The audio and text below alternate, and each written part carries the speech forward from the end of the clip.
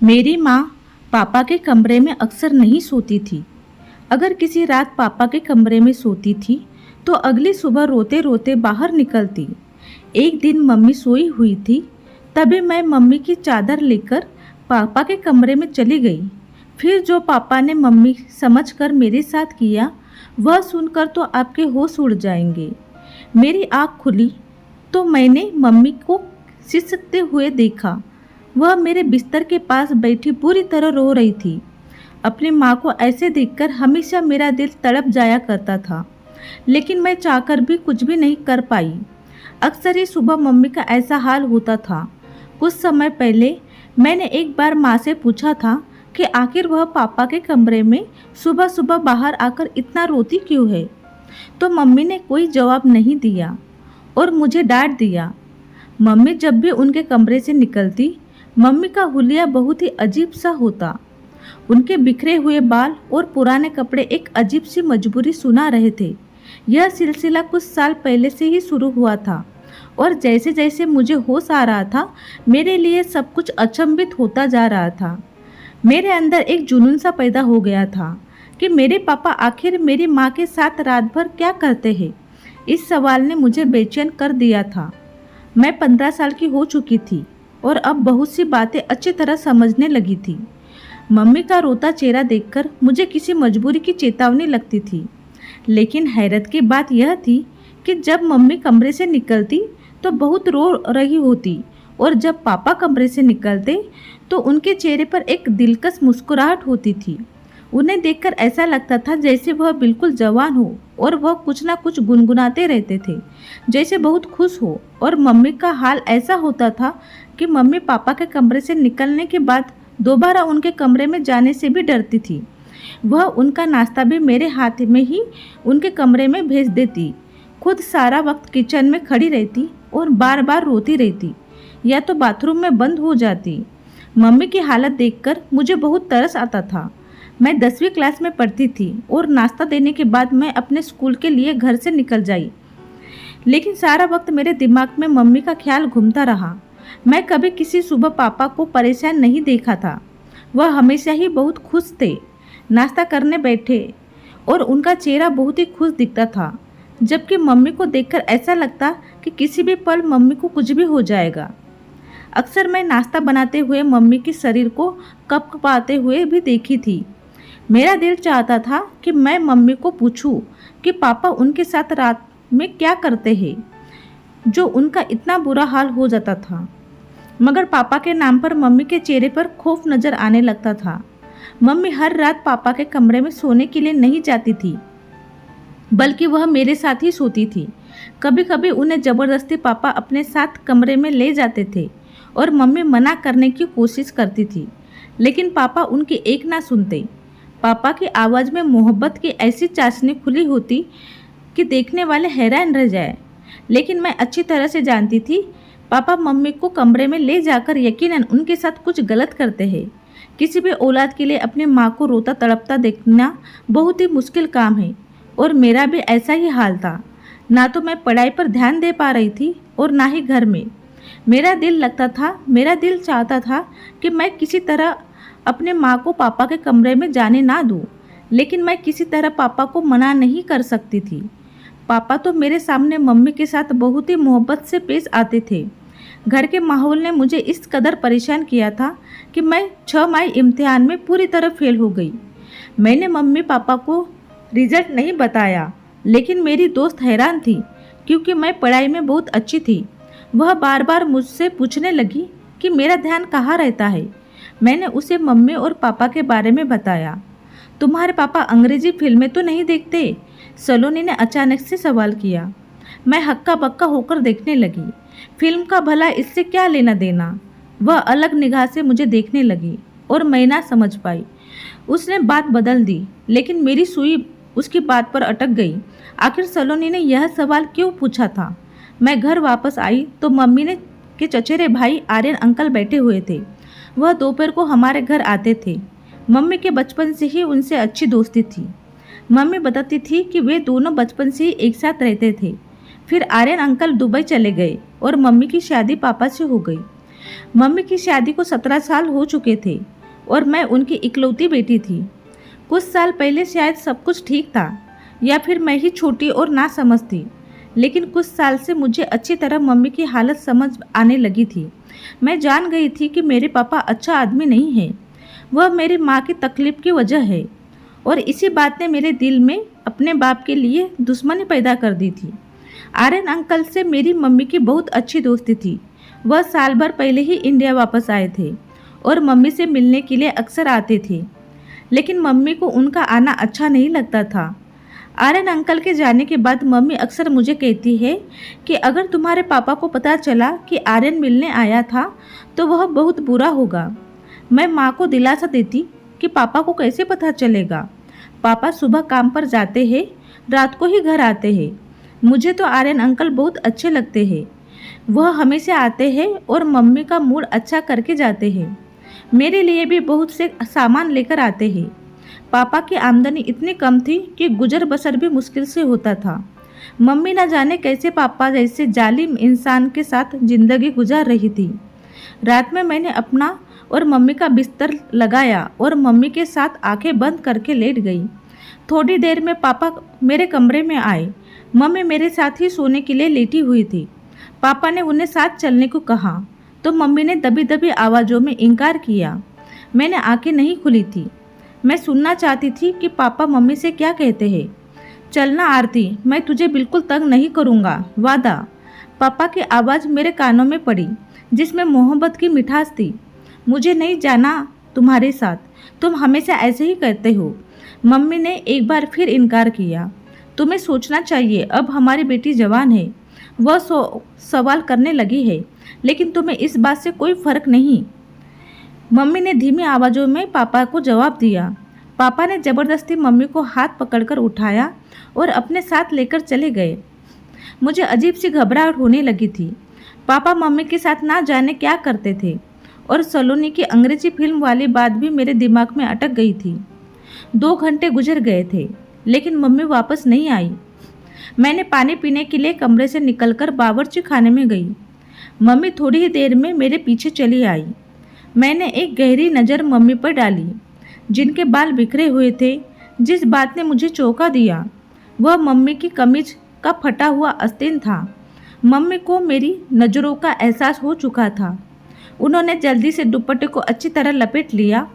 मेरे सामने ही मम्मी ने सुबह सही जोड़ा पहना था, लेकिन फिर अचानक ही मम्मी का आस्तीन कैसे फट गया। मम्मी मुझसे पूछ रही थी कि मैं इतनी रात को क्या कर रही हूँ। मैंने झूठा बहाना बनाया कि मैं भी उठकर पानी पीने आ गई थी। मम्मी मेरे साथ वापस मेरे कमरे में आ गई। मैंने सोने के लिए आंखें बंद कर ली, लेकिन मुझे मम्मी की सिसकियों की आवाज़ सुनाई दे रही थी। मेरा दिल चाह रहा था कि मैं उठकर अब मम्मी को तसल्ली दूँ और दिल में आए सवालों के जवाब ले डालूँ, लेकिन मैं अपनी जगह खामोश पड़ी रही। पापा सुबह सुबह से तैयार होकर कमरे से निकले थे, जैसे कोई जवान लड़का हो। पापा की आमदनी कम थी, लेकिन पापा हमेशा खुश रहते, मुस्कुराते रहते। काम पर हमेशा ऐसे तैयार होकर जाते जैसे सेठ आदमी हो। मैंने उल्टी निगाह अपने बाप पर डाली, जिससे मुझे आज भी नफरत महसूस हो रही थी। पापा के आगे नाश्ता रखकर मैं स्कूल चली गई। सारा दिन स्कूल में भी मेरा दिमाग मम्मी के फटे हुए आस्तीन की तरफ ही था। स्कूल में वापसी पर मुझे आर्यन अंकल मिल गए। मुझे देखते ही उन्होंने अपनी गाड़ी में बिठा दिया। मैं भी बिना सोचे समझे उनकी गाड़ी में बैठ गई।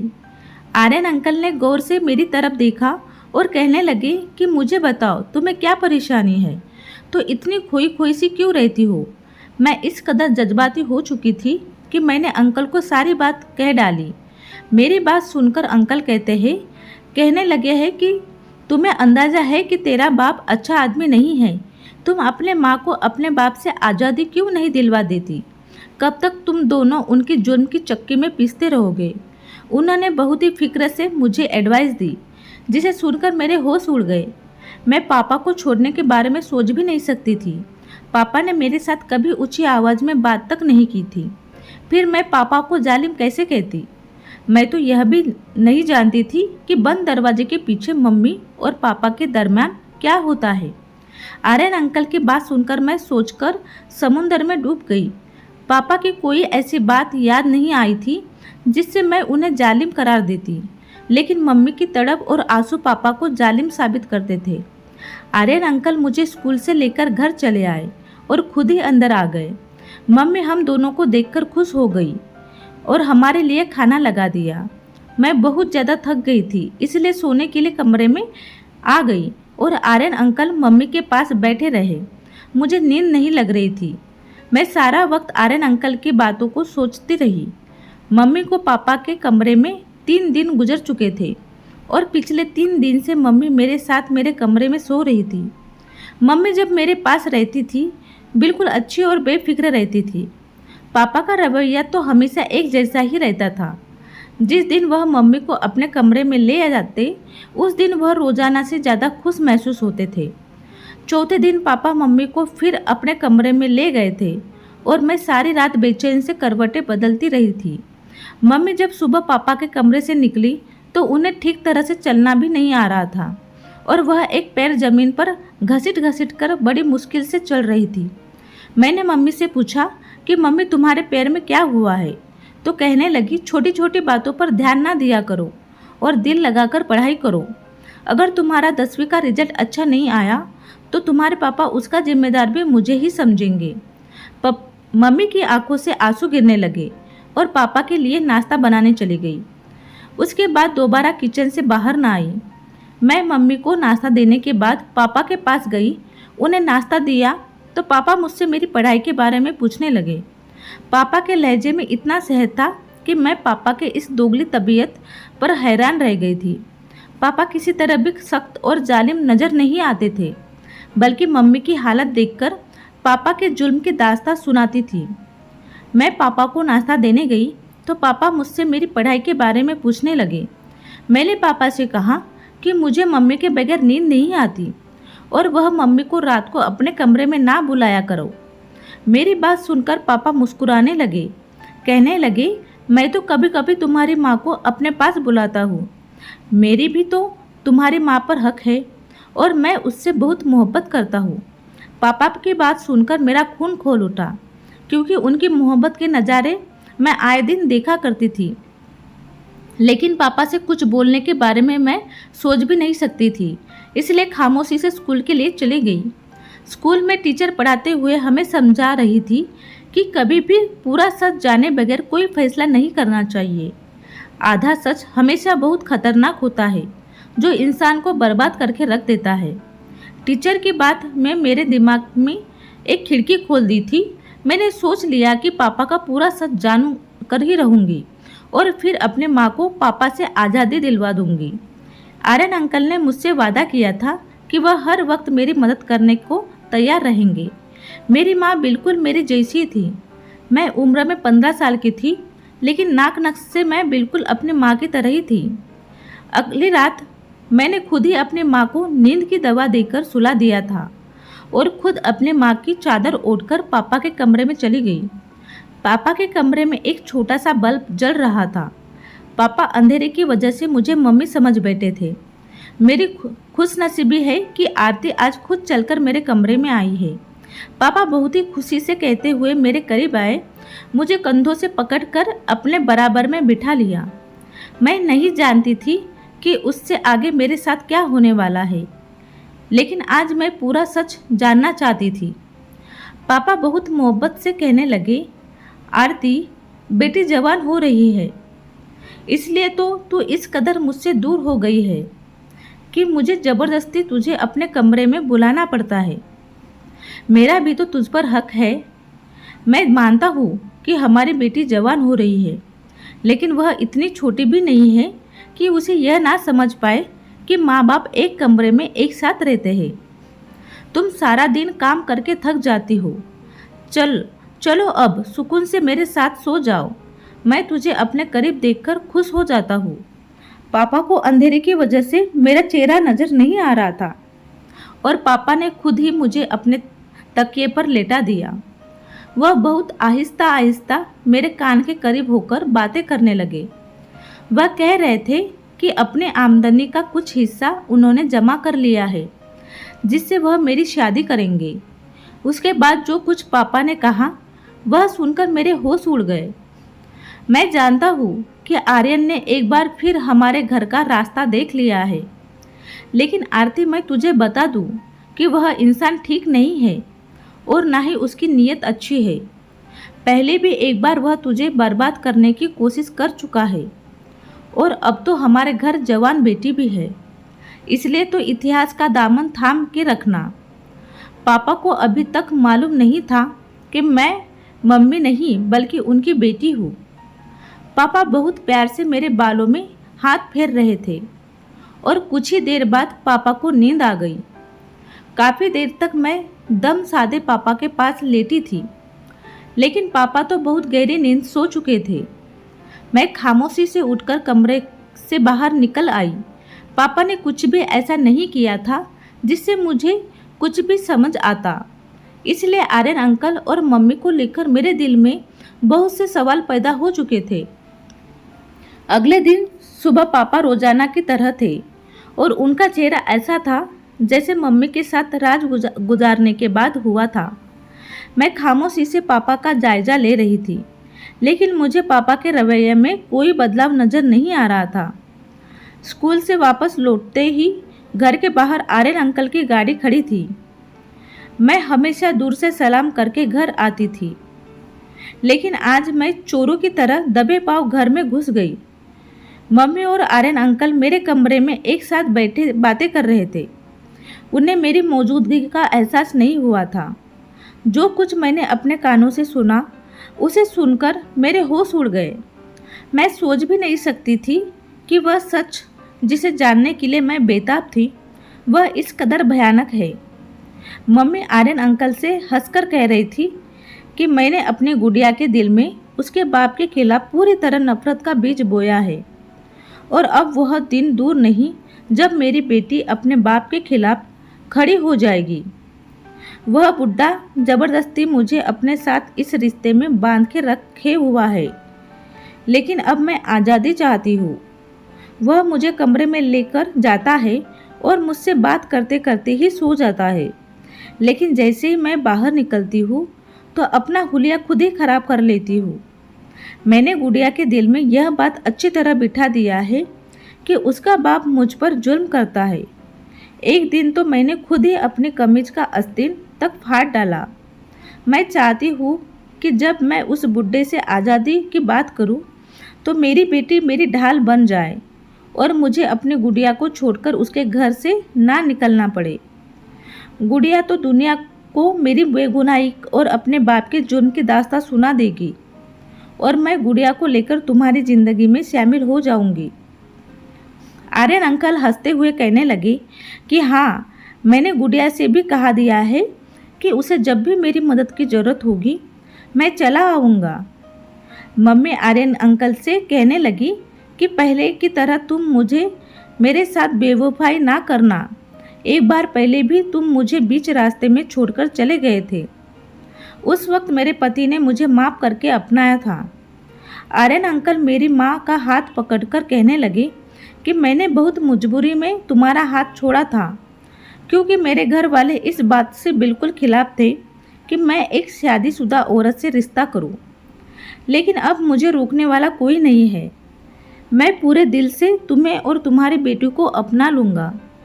बस गुड़िया को किसी भी तरह यह सच का पता ना चले कि उसका बाप जालिम नहीं बल्कि हम उसे जालिम साबित करना चाहते हैं।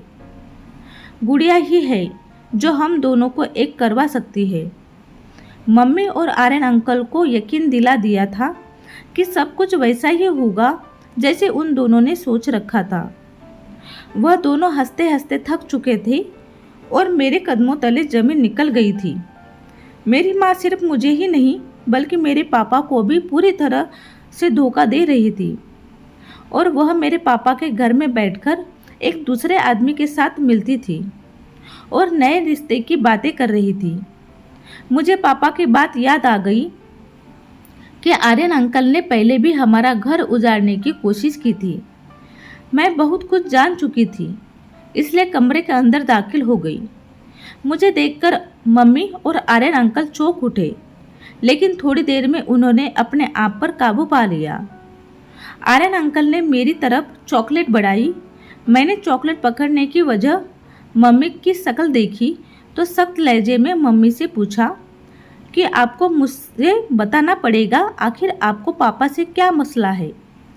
मम्मी जान चुकी थी कि उनके झूठ का पोल खुल चुका है, इसलिए बिना झिझके मम्मी ने मुझे सारा सच बता दिया।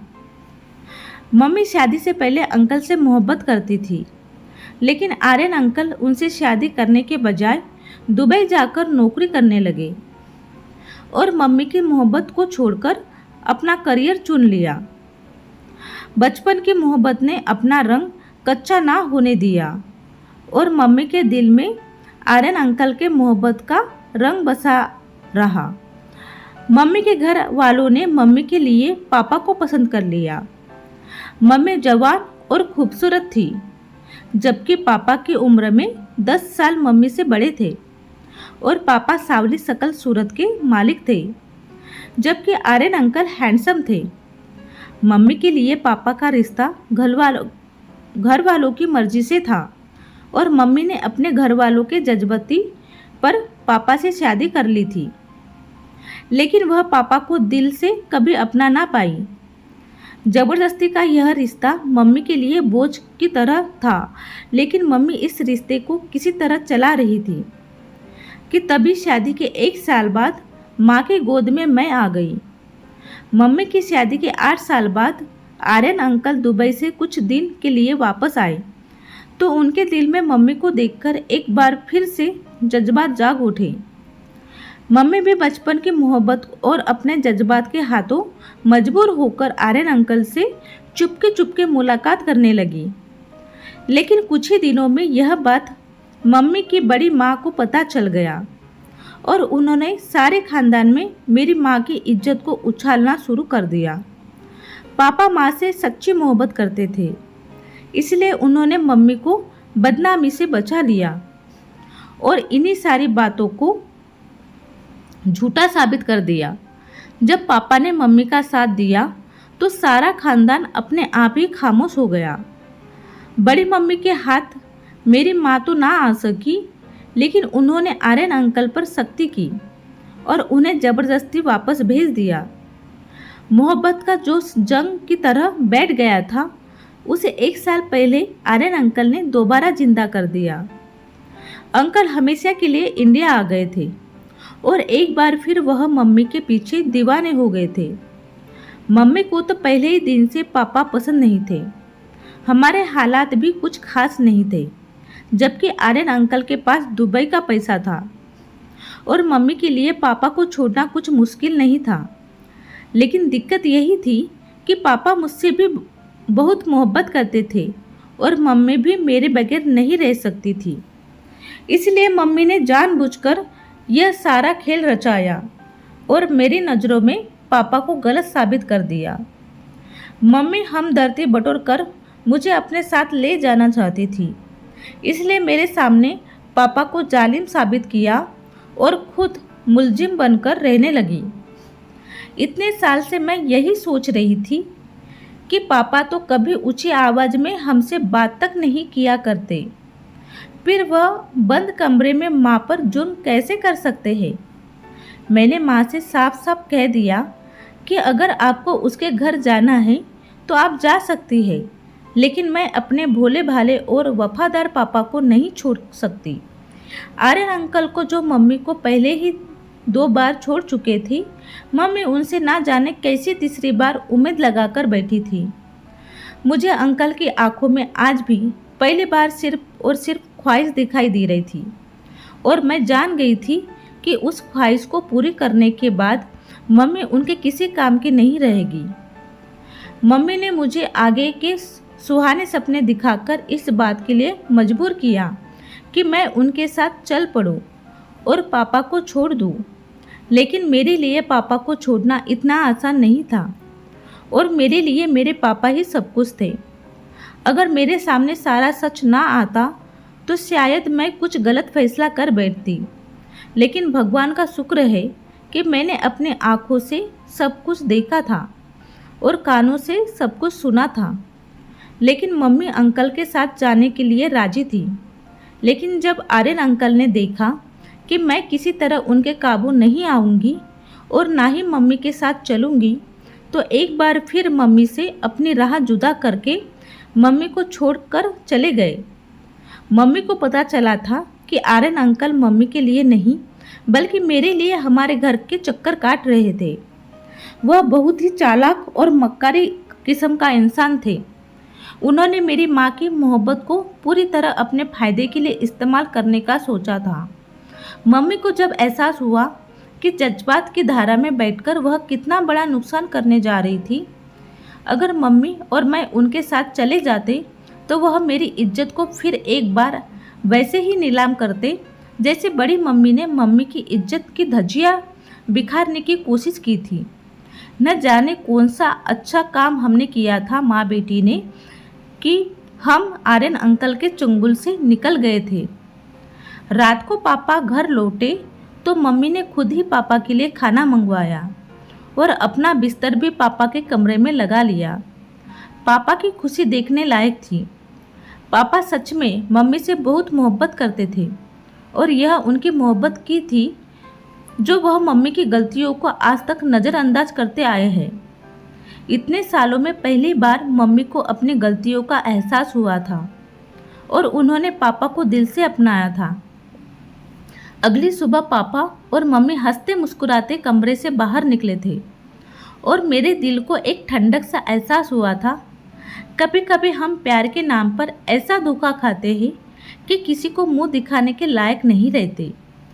असली मोहब्बत तो विवाह के बाद ही होती है, जिसमें इंसान एक दूसरे की ढाल बनकर एक दूसरे की बुराइयों को ढक लेता है। कहानी पूरा सुनने के लिए धन्यवाद। तो फ्रेंड्स, आपको ये स्टोरी अच्छी लगी होंगी तो प्लीज़ एक लाइक ज़रूर करिएगा और चैनल पे नए हो तो चैनल को सब्सक्राइब करना ना भूलें और बेल आइकन बटन को भी प्रेस कर लीजिएगा ताकि आने वाली ऐसी ही अच्छी वीडियोस और स्टोरीज़ आपको मिलती रहे। तो चलिए अभी मिलते हैं नेक्स्ट स्टोरी के साथ। तब तक के लिए धन्यवाद। तब तक के लिए बाय बाय।